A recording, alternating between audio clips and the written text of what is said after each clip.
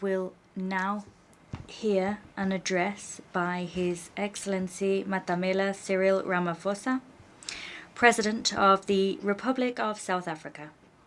I request protocol to escort His Excellency. I invite him to address the Assembly.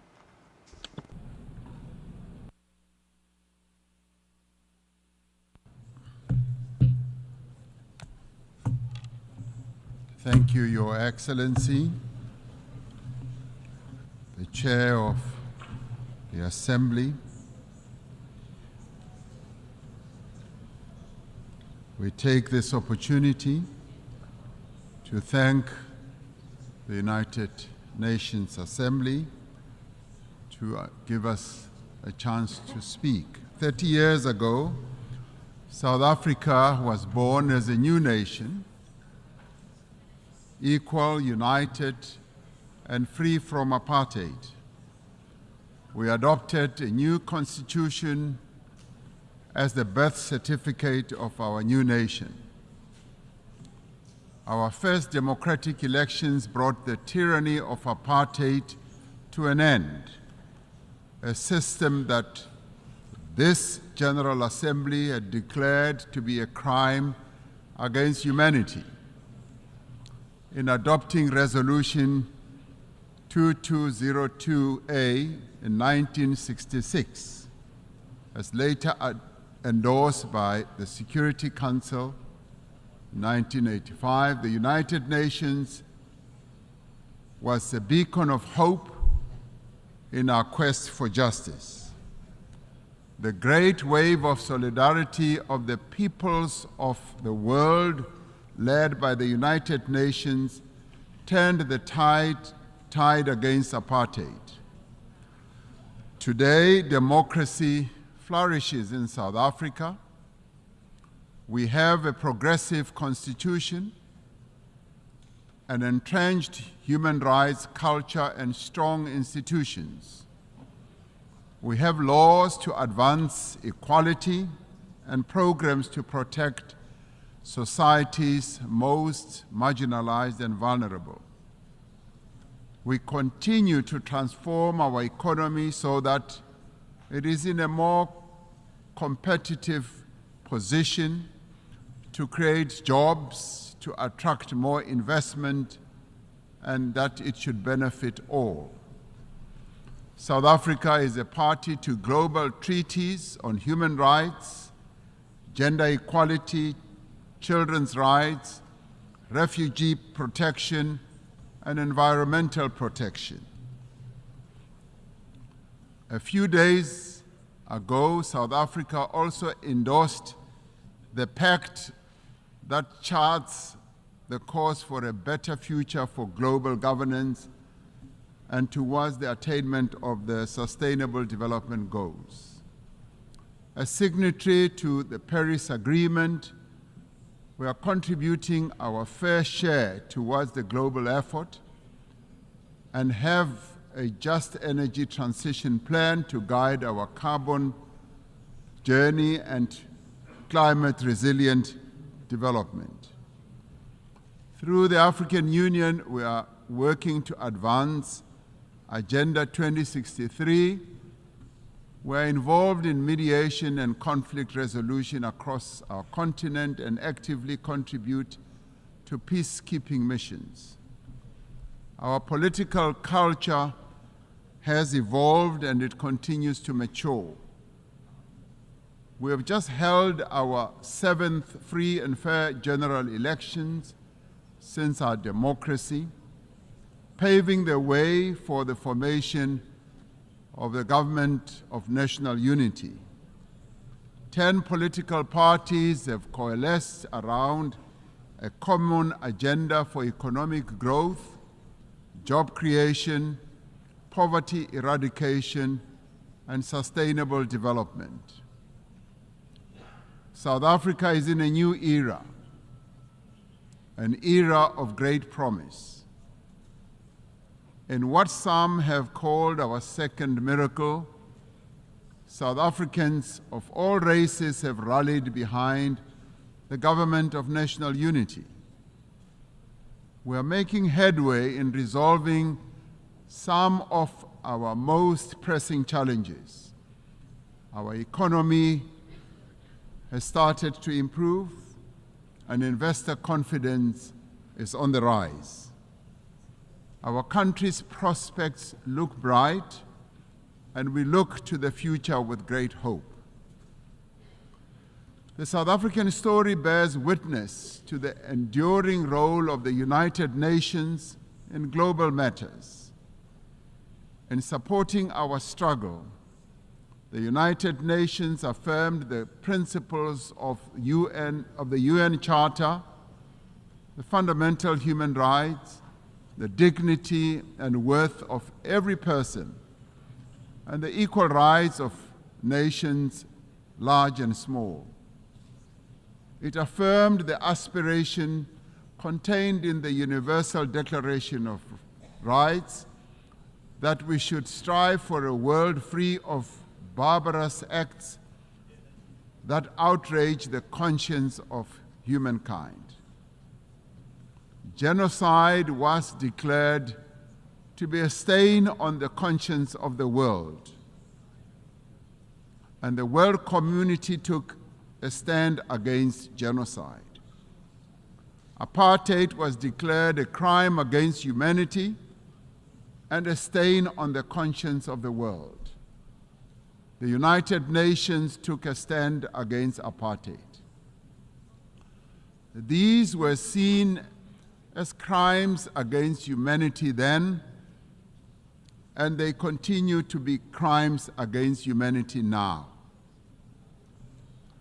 It has been 11 months since the Hamas attack that killed 1,200 people and where hostages were taken. As South Africa, we have condemned this attack. In response, Israel embarked on an act of collective punishment in its assault on the people of Gaza. The torment of the people of Gaza continues unabated. More than 41,000 Palestinians have been killed. Homes, hospitals, churches, mosques, and schools lie destroyed. Famine and disease stalk the streets of Gaza. This cannot but shock our collective humanity. The violence the Palestinian people are being subjected to is a grim continuation of more than half a century of apartheid that has been perpetrated against Palestinians by Israel. We South Africans know what apartheid looks like. We lived through apartheid. We suffered and died under apartheid. We will not remain silent and watch as apartheid is perpetrated against others.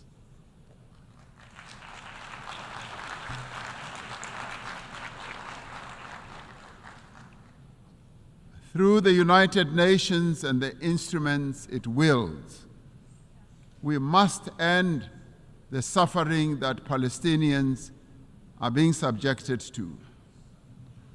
We are called upon to uphold the principles of the UN Charter and to uphold consistently and in their entirety the fundamental tenets of international law.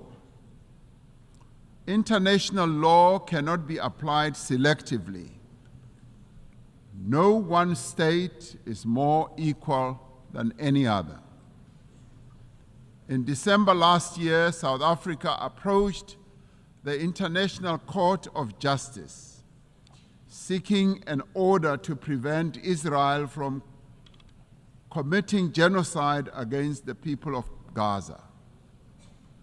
We did so in terms of our obligations as a state party to the Convention on the Prevention and Punishment of the Crime of Genocide. As South Africa, we welcome the support that a number of countries have given to the case that we have launched at the ICJ. The ICJ's orders make it clear that there is a plausible case of genocide against the people of Gaza. They further make it clear that states must also act to prevent genocide by Israel and to ensure that they are not themselves party to the violation of the Genocide Convention by aiding or assisting in the commission of genocide. We reiterate our call for an immediate ceasefire and for the release of all hostages. The only lasting solution is the establishment of a Palestinian state, a state that will exist side by side with Israel, with East Jerusalem as its capital. Our moral conscience further demands that we exert every effort to bring peace also to other countries, especially the eastern part of the Democratic Republic of the Congo, to Sudan, to Ukraine, and other parts of the African continent. We must realize the aspirations of the people of Western Sahara to self-determination. Achieving and maintaining peace and security requires the collective will of the community of nations gathered here. It requires that the UN Security Council should be a more representative body and inclusive.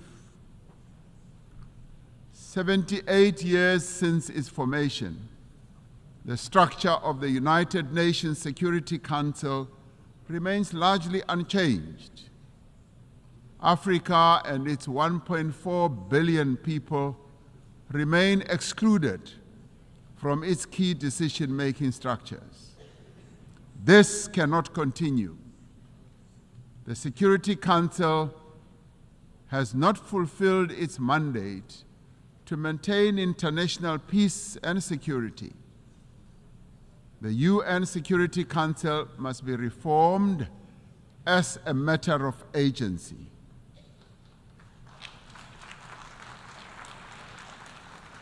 We would like to see the Security Council being more inclusive so that the voices of all nations can be heard and be considered.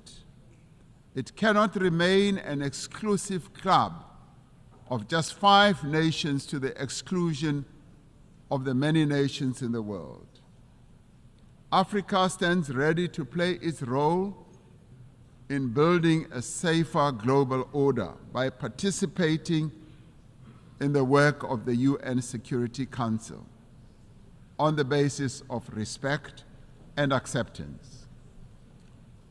The African Union and its member states are engaged in mediation, in dialogue and diplomacy across our continent to create conditions under which peace and development can take hold. There must be greater collaboration between the United Nations and the African Union towards resolving a number of conflicts and also in addressing the root causes of conflicts that continue to rage. Pandemics and endemics pose a serious threat to us all. We are concerned by the spread of mpox across the world and in Africa in particular. We urge the international community to mobilize vaccines and other medical countermeasures for deployment where they are most needed. Economic prosperity is key to sustainable peace. Through the Africa Continental Free Trade Area, we are establishing the foundation for a massive increase in trade and investment and infrastructure in our continent. The AFCFTA will further integrate regional economies and accelerate Africa's industrialization and economic growth. The climate crisis is now a full-blown climate emergency in the world. It impacts very devastatingly to both countries and citizens of many countries. Extreme weather, such as flooding, fires, and droughts, are wreaking havoc on societies, economies, and the livelihoods of ordinary people. Despite being least responsible for climate change, developing economy countries, and particularly African countries, are bearing the brunt of what they did not create and are in the front line. As South Africa, we remain committed to contributing our fair share to reduce global emissions, guided by the principle of common but differentiated responsibilities and respective capabilities. We have adaptation and mitigation programs and policies in place and have passed a climate change law to further support our emissions reduction targets. It is essential that climate actions do not deepen global inequality or stifle the developmental aspirations of the Global South. The industrialized nations are not honoring their climate commitments, and we repeat the call for predictable and sustainable financing for climate action. We must operationalize the agreed-upon climate financing and capacity building instruments to advance mitigation and adaptation. Pursuing sustainable development necessitates that those with greater means should support those who lack them. The world faces annual financing gap of some $4 trillion to achieve sustainable development.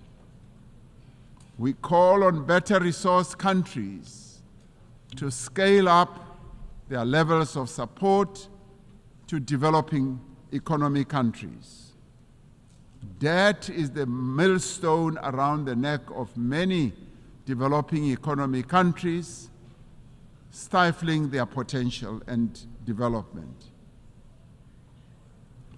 Debt servicing is robbing a number of countries of much-needed funds to support health, education, and social spending. South Africa endorses the United Nations Secretary General's call for the reform of the global financial architecture to enable developing economy countries to lift themselves out of the quicksand of debt. We must commit to systems for financing development that are more accessible, agile, and equitable. In 2025, South Africa will assume the presidency of the G20. We will use this important role to advocate for the peoples of Africa and all of the Global South, for their development and advancement. South Africa welcomes the adoption of the Pact for the Future and congratulate our sister country, Namibia, as well as for the Federal Republic of Germany for having ably steered the United Nations towards the adoption of the resolution in this regard.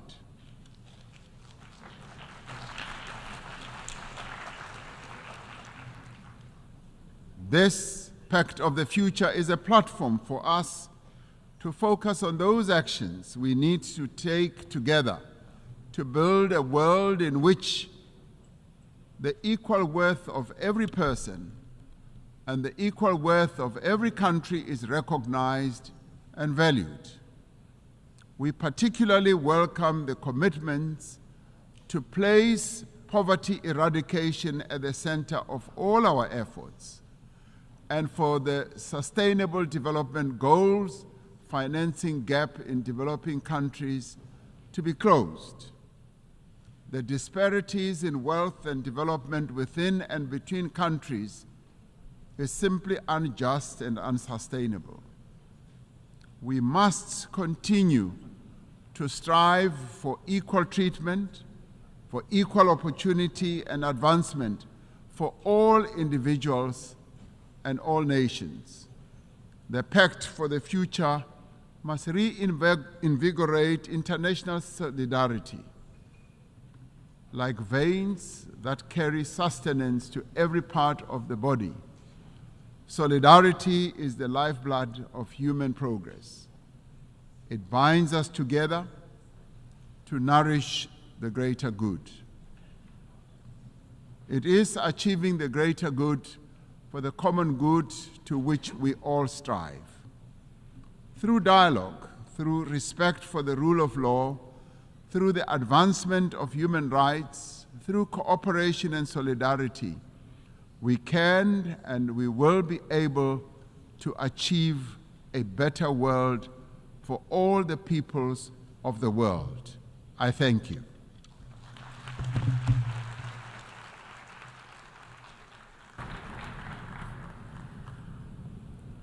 Agradezco.